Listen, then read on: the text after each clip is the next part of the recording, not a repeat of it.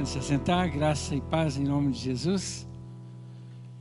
Antes de Silvana trazer a palavra, nós estamos tendo a oportunidade na igreja, e agradecemos mais uma vez, queremos que coloque o slide do livro, por favor, o lançamento do livro O Cristão e o Islamismo.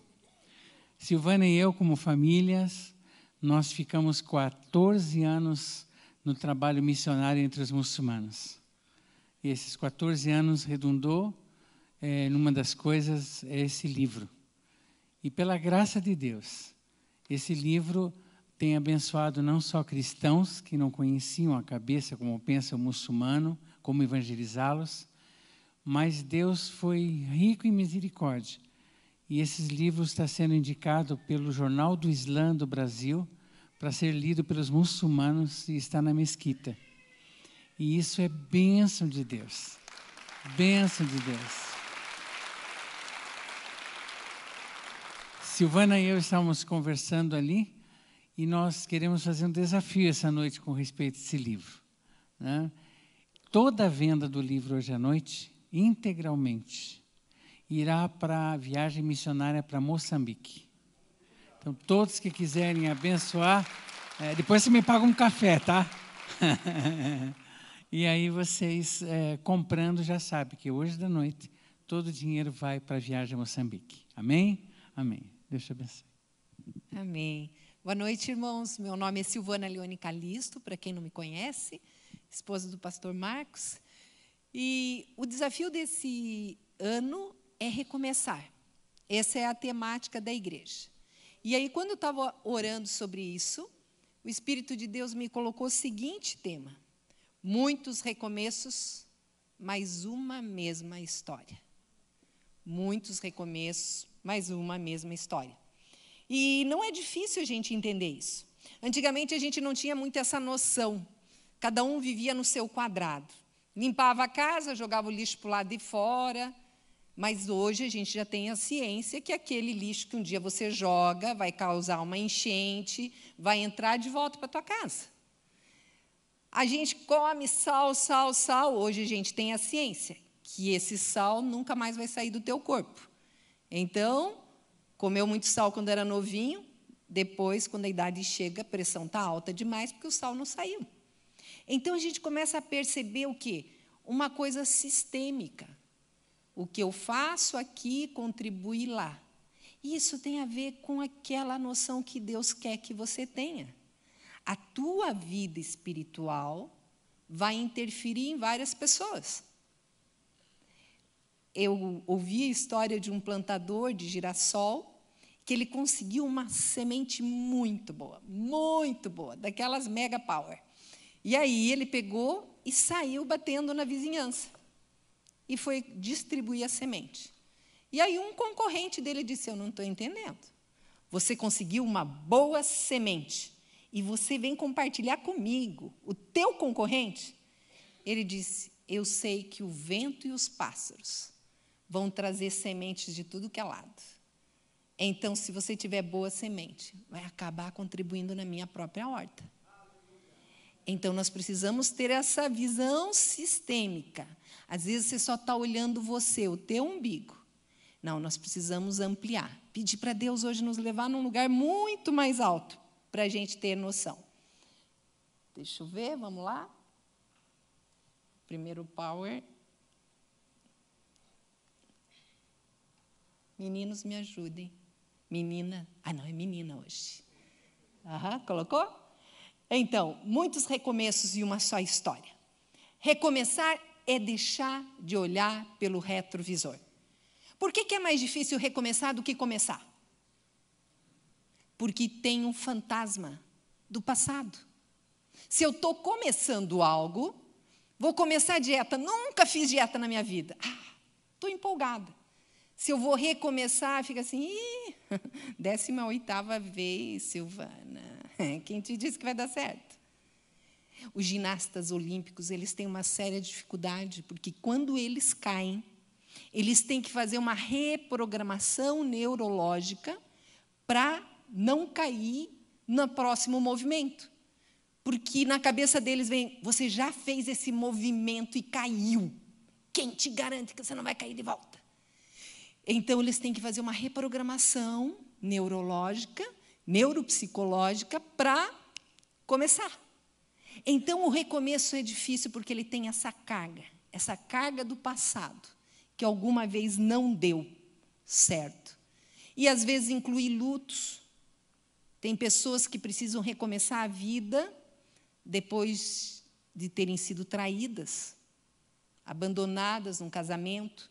Ou, gente, como é difícil recomeçar a vida profissional. Você se dedicou naquele banco e deu a tua vida, começou desde os 16 anos, e quando você está numa determinada idade, teu salário está muito alto, eles vêm e simplesmente te convidam para ir embora. Como é difícil, sim, reinserir no mercado. A gente falava sobre identidade, às vezes a gente se confunde. Eu era o gerente, e agora quem eu sou? Fica complicado. Esse recomeço, como ele é difícil. Mas, continuando aqui, eu gosto muito de um livro, Paredes do Meu Coração. E esse livro, ele fala o seguinte, que a rejeição, ou quando as coisas não dão certo, as pessoas têm 3 tipos prováveis de resposta. Existe a resposta daquela pessoa assim que ela traz tudo para si. Ela se agride porque ela entende que todo o problema é ela.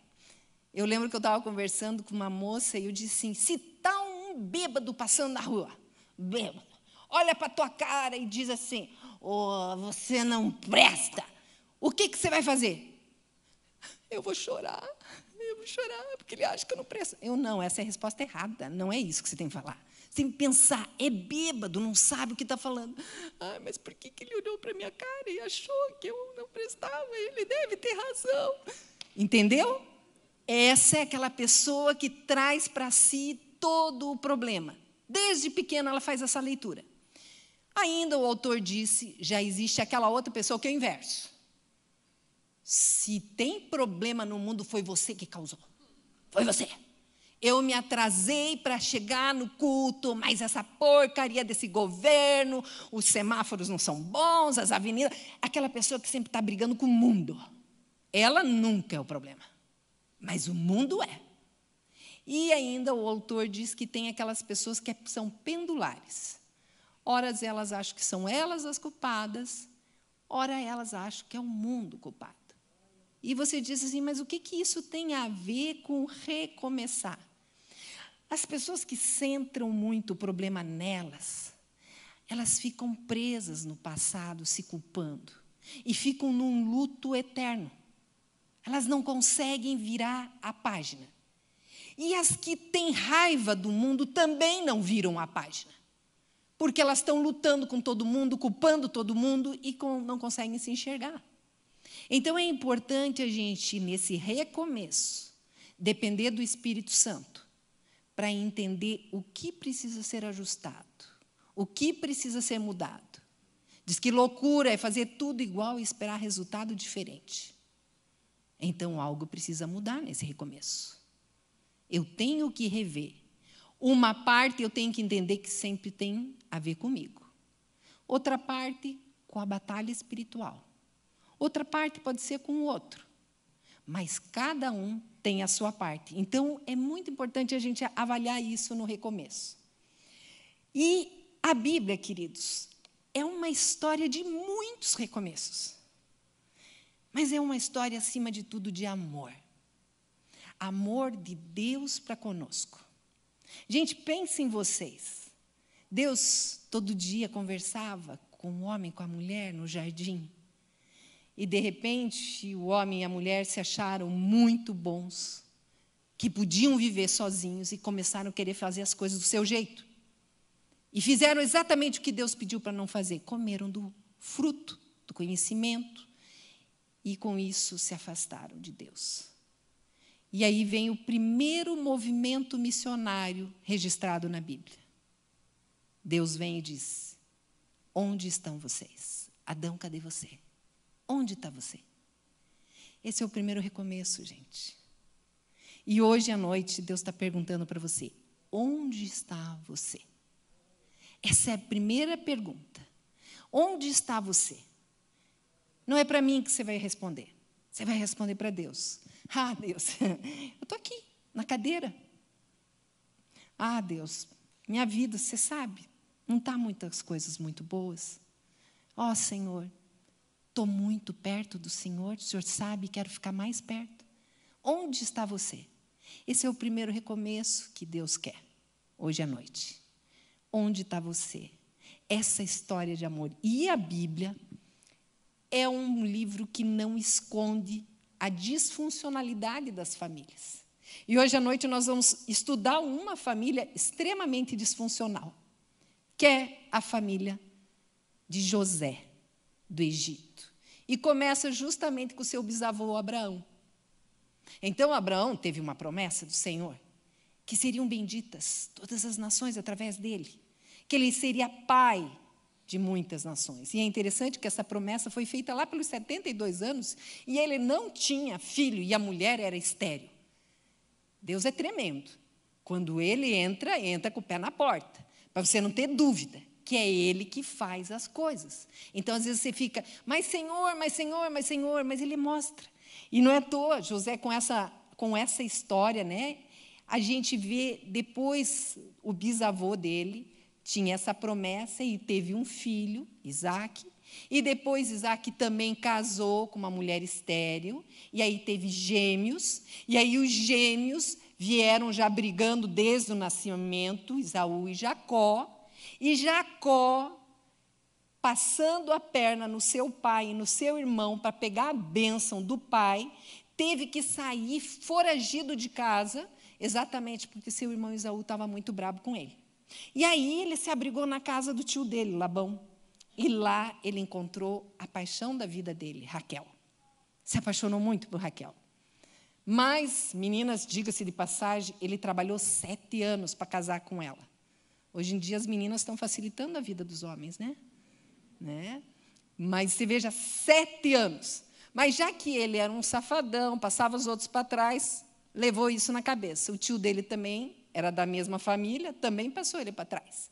Na noite de núpcias, o tio quis desencalhar a Lia, a filha encalhada, e ele, hoje já é difícil enxergar, imagina lá, não tinha luz elétrica, não enxergou. Quando acordou no outro dia, viu que casou com a mulher errada. Aí o tio disse, não tem problema, mais 7 aninhos eu te dou a mulher que você ama. Resultado, ele teve com a Raquel José, esse filho amado. E ele deixou na cara de todos os filhos que ele amava muito José. E isso, vocês sabem, não é fácil ter um pai e uma mãe que gostam mais de um filho. Aqui, quem foi o filho preferido dos pais? Só para eu ter ideia. Quem foram os bajulados? Então, são Josés perdidos por aqui. E quem aqui ficou com raiva porque tinha irmão preferido, erga a mão? Viu só? Então, vocês vão entender a história.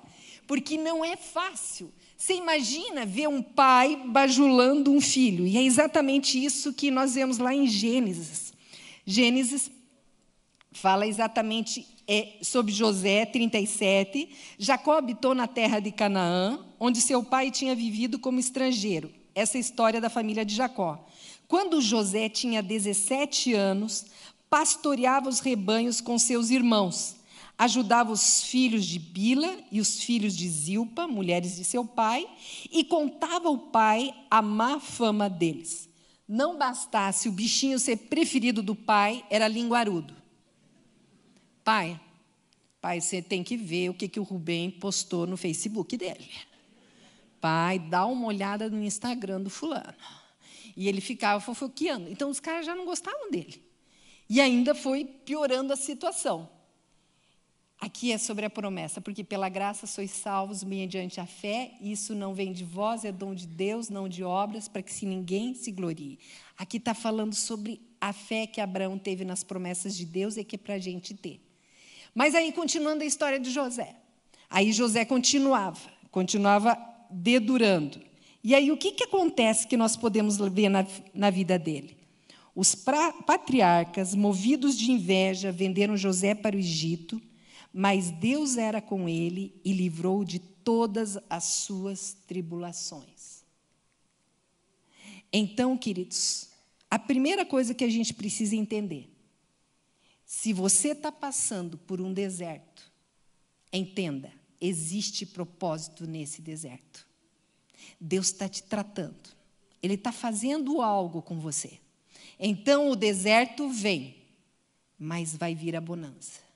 Algo está sendo tratado contigo. Se vocês forem olhar nas histórias bíblicas, os grandes homens, quando são levados para desertos, é porque Deus está tratando algo com eles.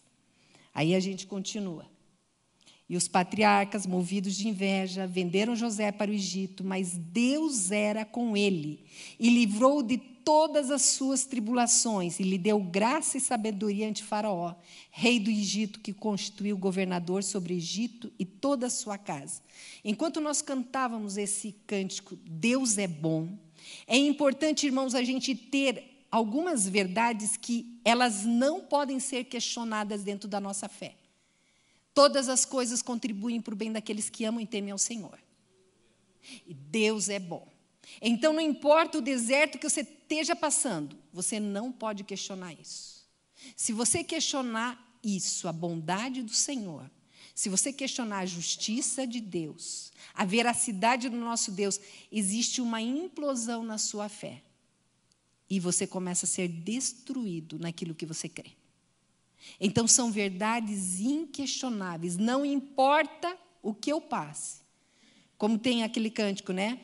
As montanhas e vales, desertos e mares. Mas isso me aproxima mais perto de ti, me leva mais perto de ti. Então, é isso. São verdades que você precisa falar quando você vem com a luta. José, para piorar a situação ainda, começou a ter sonhos. E aí resolveu contar para os irmãos o sonho dele. E aí ele disse assim, eu tinha um feixes que se inclinavam frente ao meu feixe. E os irmãos, tá, você está sonhando que a gente vai se inclinar para você. E não bastasse, ele sonhou ainda que os planetas, as estrelas, o sol e a lua se curvavam diante dele. E ele contando isso, até o pai repreendeu. Escuta, você está dizendo agora que sou eu e a tua mãe vão se curvar frente a você? Isso tudo já era plano do Senhor para as nossas vidas e para a vida dele. A intimidade do Senhor é para os que temem, aos quais ele dará a conhecer a sua aliança. Entenda, queridos, existem coisas que Deus está falando porque ele tem intimidade com você. Então, você precisa guardar no teu coração, porque Deus está pronto para fazer alguma coisa na tua vida. O que você já sonhou? Que sonho que Deus colocou no teu coração? Já existe isso? Você lembra quando você recebeu isso? Sempre sóbrios e vigilantes, o diabo, vosso adversário, anda ao derredor como um leão que ruge, procurando alguém para devorar. Ou seja, não importa o sonho que Deus colocou, o diabo está querendo retirar. E isso vai acontecer como na vida de José. Aqui as torres gêmeas, assim como na vida do José, ele teve que o tempo todo estar falando que Deus não saiu do controle. Nós também temos que falar isso. Eu lembro na época nos Estados Unidos, quando as torres gêmeas foram derrubadas, o capelão na época, pastor Billy Graham, disse assim, Deus continua no controle. Não importa o que está acontecendo, Ele continua no controle.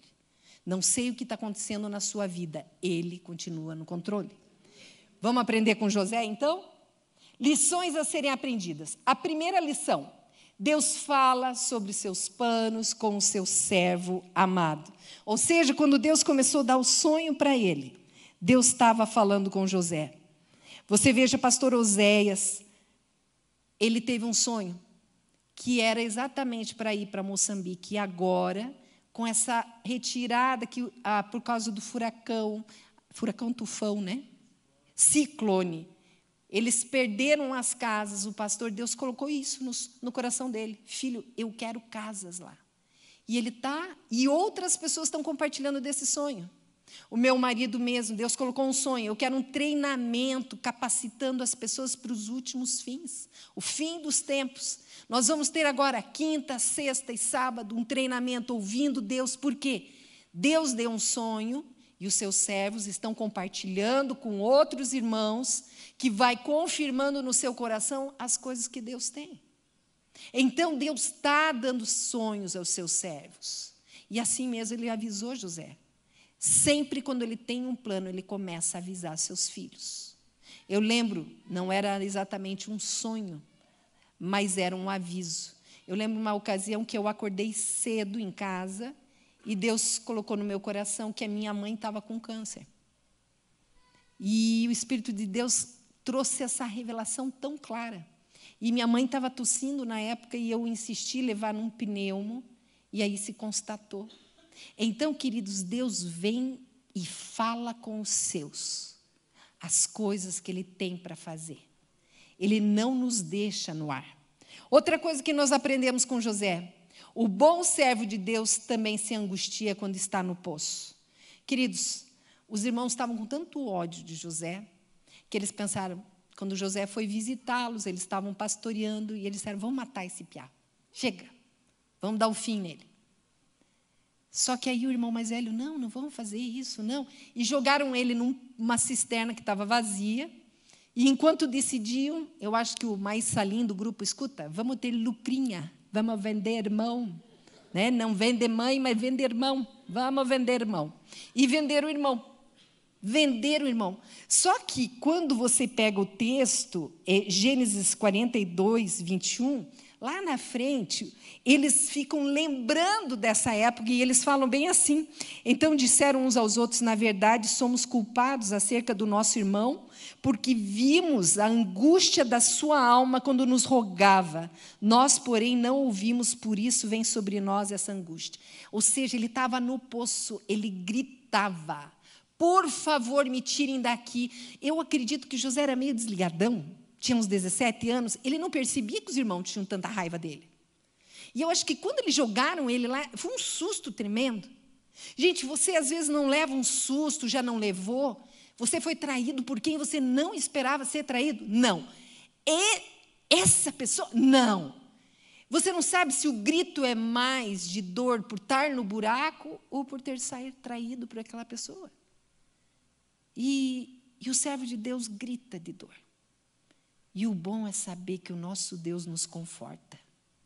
O único lugar com um conforto verdadeiro é gritar aos pés do Senhor. E é triste demais ser decepcionado por quem você ama. E aí fica difícil pensar em recomeço. Fica difícil. Mas não bastasse isso, José foi vendido. E foi. Só que a palavra de Deus diz que aonde José colocava a mão, ele era abençoado.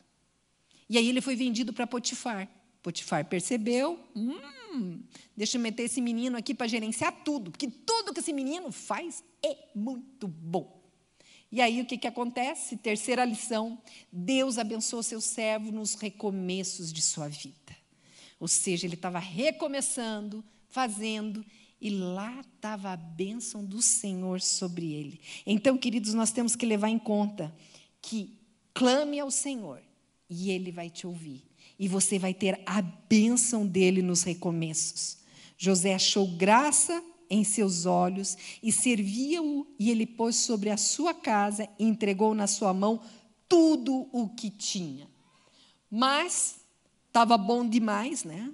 E aí a palavra de Deus diz que José era um gato, lindão. E aí a mulher do Potifar...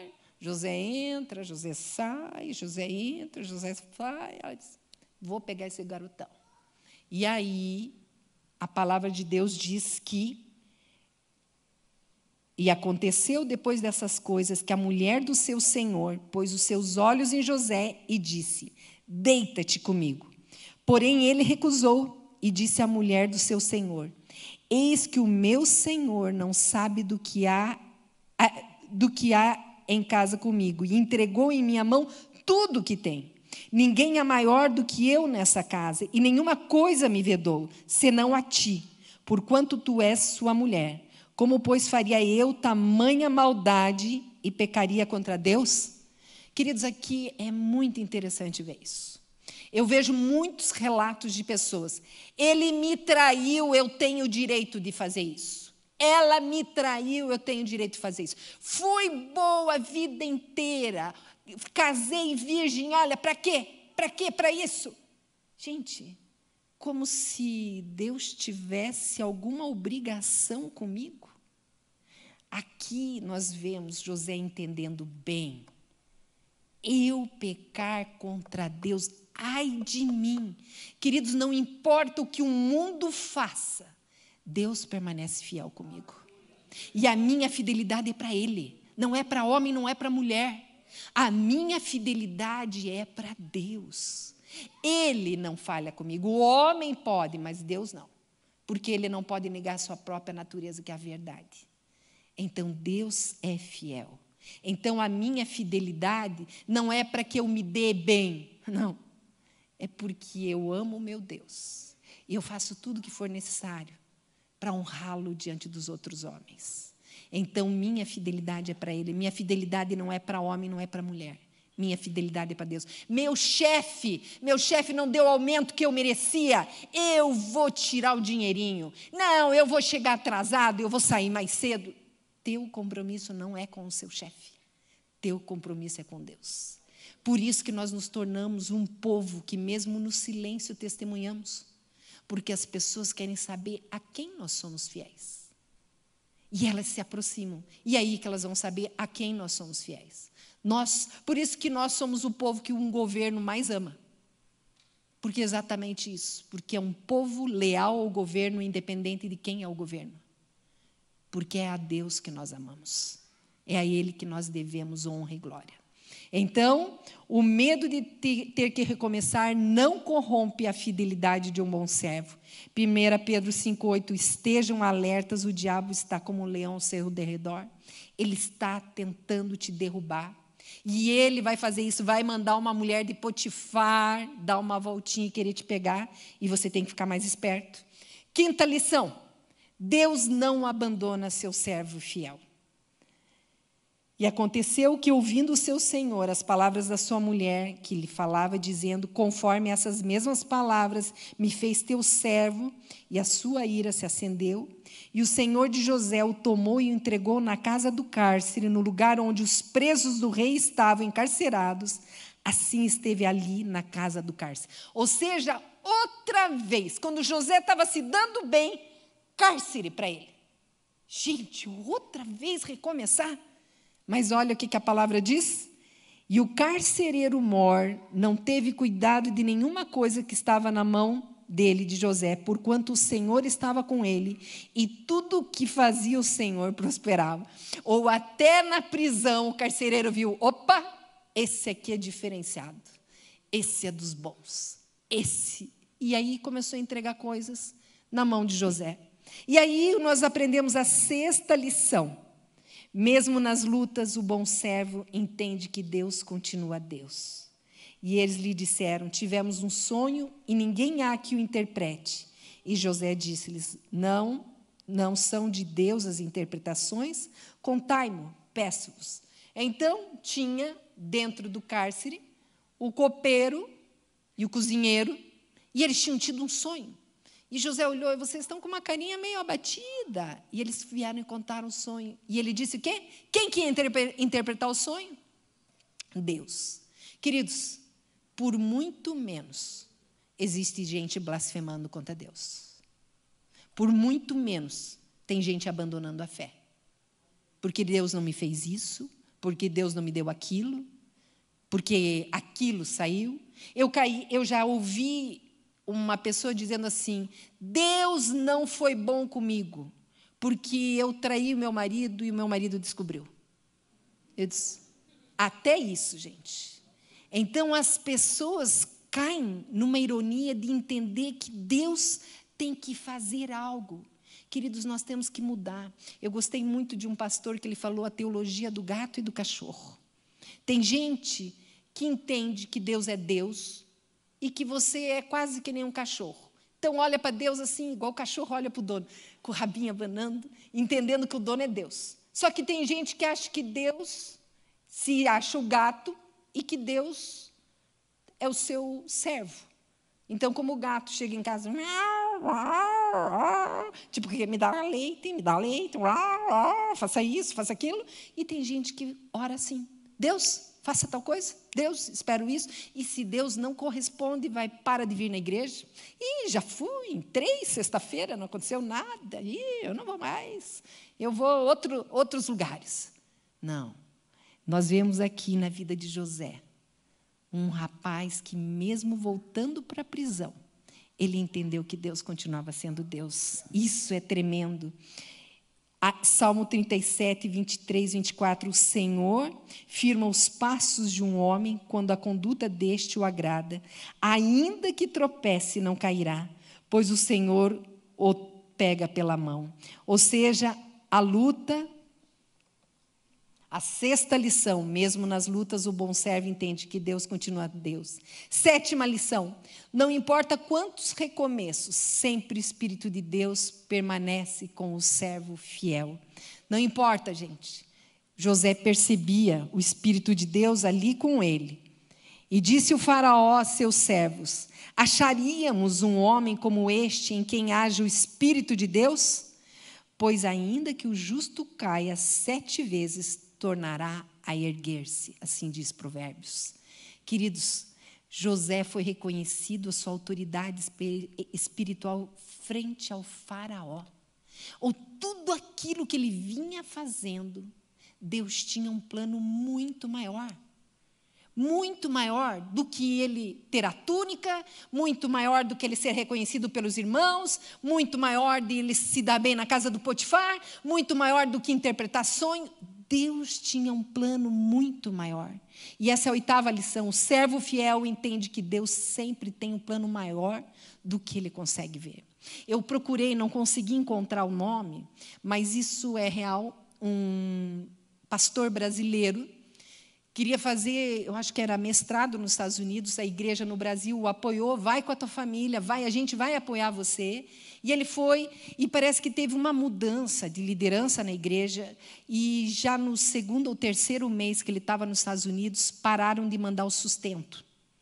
Esse pastor passou a ficar na beira do McDonald's, na época, pegando os tickets de compra de sanduíche, que a cada 10 tickets você tinha direito a mais um sanduíche. Como ele não tinha dinheiro, ele ficava na beira dos McDonald's juntando os tickets e conseguia um sanduíche, e assim ele ia mantendo sua família alimentada.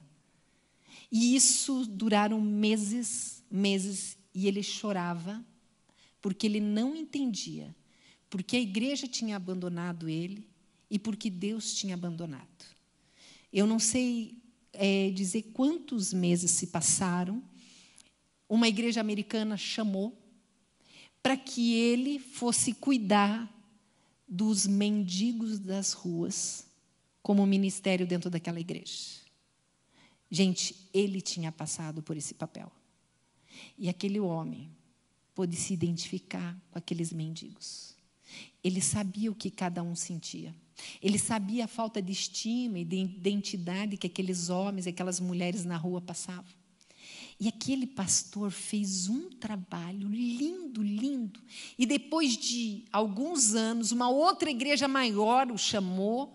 E aí ele entendeu de Deus que era para sair. E aí aquela igreja que viu aquele ministério tão lindo, disse: pastor, nós queremos em agradecimento, nunca tivemos uma pessoa tão sensível ao pobre como você. Nós queríamos lhe dar, junto com a sua família, um ingresso para a final lá do futebol americano. E, no intervalo, ele olhou no telão, começaram a aparecer fotos dele, no intervalo do jogo, e começou a aparecer fotos daqueles mendigos que tinham mudado de vida a partir do ministério dele. E, quando ele começou a olhar aquilo, ele como ouvia a voz de Deus dizendo: filho, agora você entende por que você passou por tudo aquilo? Eu estava lapidando o teu coração para esse ministério. Eu estava lapidando o teu coração para esse ministério. Queridos, às vezes o nosso foco é tão fechado que a gente se perde na lamúria e, às vezes, no praguejar que a gente não consegue imaginar o que Deus está tratando no meu coração. O que Deus está tratando na minha família. O que Deus está tratando na minha vizinhança. E foi exatamente essa visão que José teve. E quando os irmãos começaram a pedir perdão para ele, ele disse assim: pelo que Deus me enviou adiante de vós, para consertar vossa sucessão na terra e guardar-vos em vida por um grande livramento. Ele entendeu que Deus tinha permitido o diabo colocar aquele ódio no coração deles, permitiu os irmãos jogarem ele naquele buraco, permitiu ele para aquela prisão, permitiu até ele estar naquele lugar. Porque Deus tinha uma promessa com o bisavô dele, porque eu vou abençoar. Porque essa ação de José não abençoou só aquele Israel, mas tem nos abençoado até hoje. Nós precisamos entender que nós estamos aqui e a história é a mesma, a história de um Cristo que morreu, mas que vai voltar em glória. Essa é a grande história. A história não é se eu sou bem-sucedido, se eu tenho o carro do ano, se eu passo a praia em Miami, se eu passo minhas férias em Miami, mas não. A história principal é que Deus amou esse mundo de tal maneira que deu seu único filho, para que todo aquele que nele crê não morra, mas tenha vida eterna. Eu estou aqui na terra a passeio, não. Eu estou aqui na terra de passagem, mas a trabalho, entendendo do meu Pai que eu tenho uma missão, de resgatar quanto mais pessoas eu puder resgatar, para que juntos a gente possa contemplar a glória do meu Pai. Queridos, nós somos o povo que conhece o fim da história. Nós somos o povo que sabe que aqueles que não aceitarem Cristo Jesus vão ser condenados.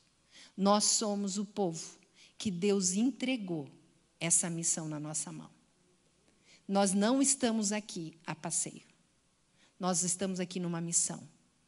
Pode tropeçar, pode cair, mas a missão continua. É como uma corrida de bastão, né?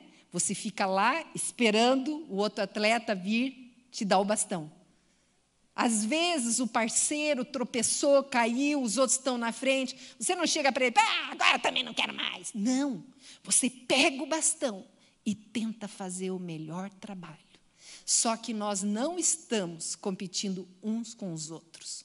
Nós estamos todos agarrando o bastão, numa só direção. Por isso, queridos, às vezes o diabo tenta colocar briga para nos distrair. Ele tenta colocar um contra o outro para nos distrair. Não, o nosso foco é o mesmo. Nós não podemos deixar o diabo nos convencer que Deus não nos ama, que Deus não se importa conosco e que nosso problema está nas pessoas do lado. Não, ele quer nos desfocar. Nós estamos todos correndo numa mesma direção. Nosso foco, a vontade do Pai, para que ninguém se perca e todos possam conhecer Cristo Jesus como Senhor e Salvador. Vou ter lutas, mas como José, eu não vou reclamar. Eu vou glorificar o Deus e eu sei que Ele vai abençoar e prosperar minha mão onde ela tocar. E as pessoas vão reconhecer a presença do Espírito de Deus na minha vida. Amém? Queridos, eu preciso te falar. Deus não quer esse sonho no buraco. Ele não deu esse sonho para você, para ficar contigo preso no poço. Se um dia alguém jogou você lá no poço, não era para você continuar lá. Deus quer criar o quê? Força. Deus, às vezes, permite as lutas para quê? Para transformar o nosso caráter espiritual, trazer uma musculatura espiritual, trazer uma persistência espiritual.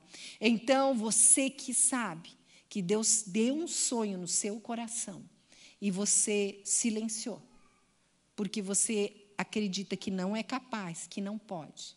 Eu venho hoje, em nome de Jesus, dizer: esse sonho é de Deus. E é Ele que vai te capacitar. Em nome de Cristo Jesus. E você que ainda não teve a oportunidade de dizer: Senhor, eu te quero como meu Senhor na minha vida.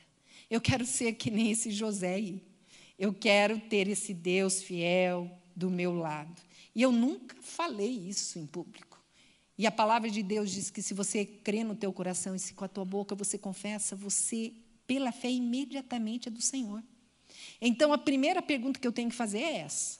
Você que nunca declarou Cristo Jesus como Senhor, dono da sua vida, você quer fazer isso hoje? Silvana, eu não quero mais andar sozinha. Eu não quero mais andar sem orientação de Deus.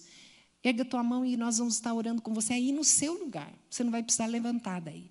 Mas erga a mão, porque a Bíblia diz, se com a boca confessar. Então, é uma forma de você estar confessando publicamente. No seu lugar, erga a mão e a gente vai estar orando com você daqui. Alguém quer fazer essa oração? Amém. Mais alguém? Amém. Tá? Então, amém. Eu queria que as pessoas chegassem pertinho dessas pessoas que ergueram a mão, para elas não orarem sozinhas. Ali, esse moço também ergueu a mão, alguém pode, as duas, fiquem pertinho dela. E esse moço de óculos também ergueu a mão. Mais alguém, só para ter alguém orando com você do seu lado. Então, eu convido a igreja toda para a gente orar junto com eles. Embora a igreja já confessou Jesus Cristo, mas nós vamos estar orando junto com eles. Vocês repitam em voz alta essa oração que eu vou fazer. Tá certo? Senhor Jesus, eu confesso que eu sou pecador e eu creio que Cristo Jesus morreu na cruz para me salvar. Senhor Jesus, vem agora ser o meu dono. Faz da minha vida tua habitação. Em nome de Cristo Jesus, que o meu nome seja escrito no livro da vida, para que eu viva eternamente com Deus. Pela fé, eu recebo o Espírito Santo de Deus para me orientar e para que eu seja uma bênção, assim como José. É no nome de Jesus é que eu faço essa oração. Amém. Agora, eu quero pedir que todos aqueles que um dia tiveram seus sonhos arremessados num buraco, saiam agora em nome de Jesus desse poço. Não vai mais ficar nesse poço. Não vai mais ficar com medo, gritando, achando que não tem vida para você. Em nome de Cristo Jesus. Você que reconhece que tem um sonho que Deus colocou no seu coração, levante e saia do buraco. E vem aqui que nós vamos orar. Pedir que o Espírito Santo de Deus traga reavivar desses sonhos. Eu quero recomeçar. Só que eu quero recomeçar debaixo da unção e da graça de Deus. Amém? Então levante e vem aqui à frente. Nesse levantar é saindo do buraco, saindo do poço que um dia alguém largou. Pode vir sem medo, pode vir para frente.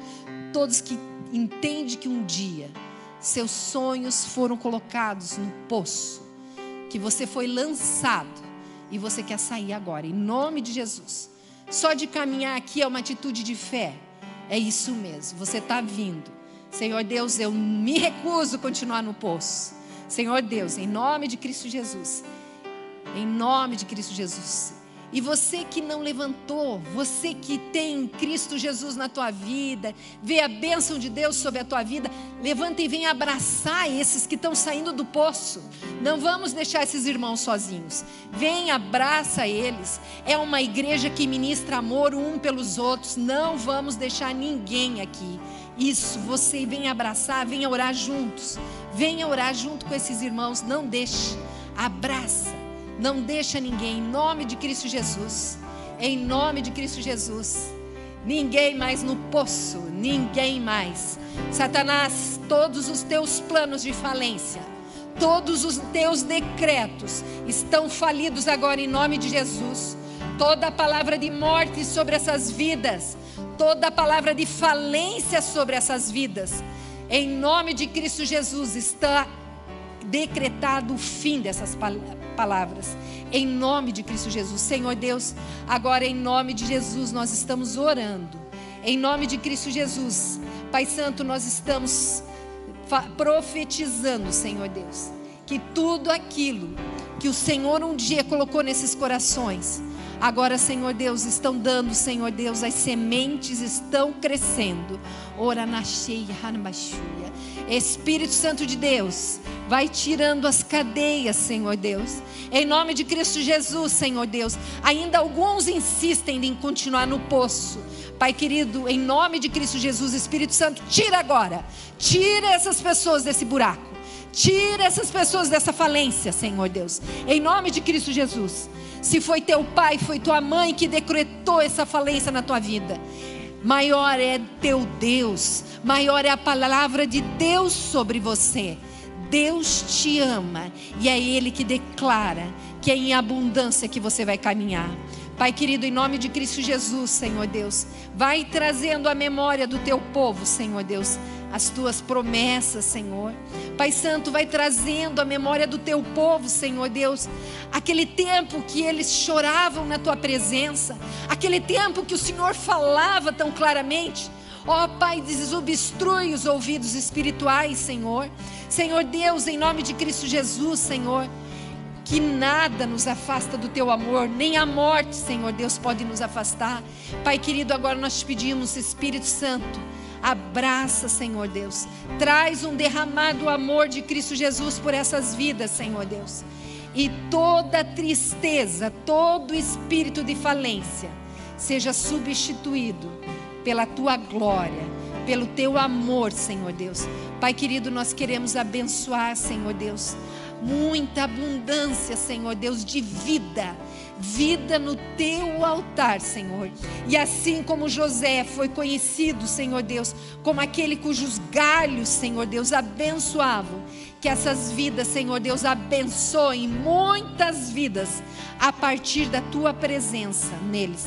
É no nome de Jesus que nós oramos, pedindo, Senhor Deus, com teu Santo Espírito, sela, Senhor Deus, o que o Senhor está dando, para que Satanás não venha retirar, Senhor Deus. Muito pelo contrário, Senhor. Dá, Senhor Deus, abundância, muito mais, Senhor Deus, que a colheita seja multiplicada debaixo da tua mão. Em nome de Jesus nós oramos. Amém, Senhor Deus. Amém, Senhor Deus. Dá um abraço no teu irmão, abençoa teu irmão. Se tentaram matar os teus sonhos, sufocando o teu coração, se lançaram você numa cova e ferido perdeu a visão. Se tentaram matar os teus sonhos, sufocando o teu coração, se lançaram você numa cova e ferido perdeu a visão. Não desista, não pare de crer, os sonhos de Deus jamais vão morrer. Não desista, não pare de lutar, não pare de adorar. Levanta os teus olhos e vê, Deus está restaurando os teus sonhos e a tua visão.